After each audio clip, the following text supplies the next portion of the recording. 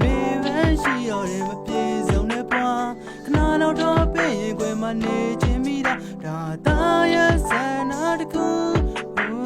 ပြောရင်လည်းမျက်ရည်တောင်ချလာပြီအဖေကသားရဲ့နာမရှိရင်သိကောင်းမှာပဲဟိုရလို့ဆုံးမမဲ့ဖေလည်းမရှိတော့ဘူးငိုကြွေးခဲ့တဲ့ညမနဲ့အဖေပြောမှုတဲ့စကားတချို့ကိုဒါကူဒီမှမိစေပါပြန်လာပေးပါလို့ပြောခြင်းပြင်မဲ့လဲမပြင်းနိုင်မဲ့တိပါတယ်လေ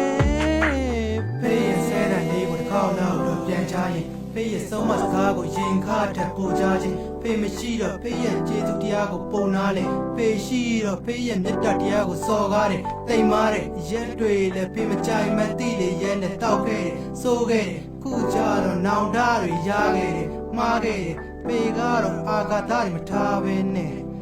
ချစ်တွေပဲပေးခဲ့တယ်ချစ်တွေပဲပေးခဲ့တယ်ဖေကိုလမ်းနဲ့ချိန်တိုင်းဖေရဲ့အုပ်ကူနာကိုမျက်ရည်နဲ့ရောက်လာလွမ်းတဲ့ကြောင်တွေပြောတာသားတို့ဖေကိုနှမျောတာဖေရာရှိရဲ့ဖေရဲ့မြည်လေးချောလာမချောလာမေးပြီးဖေရဲ့ပြုံးကိုကြည့်ကအလိုလေးလည်းဖြစ်မလားနာကျင်မှုတွေများလားကံတရားကြီးကမတရားပါဖေရဲ့ဆဲတဲ့လေးကိုပြန်ကချကဖေမရှိတဲ့သားတို့ဘွားကအောင်ငယ်မှုတွေများလားစမပြေမှုတွေချာမှာ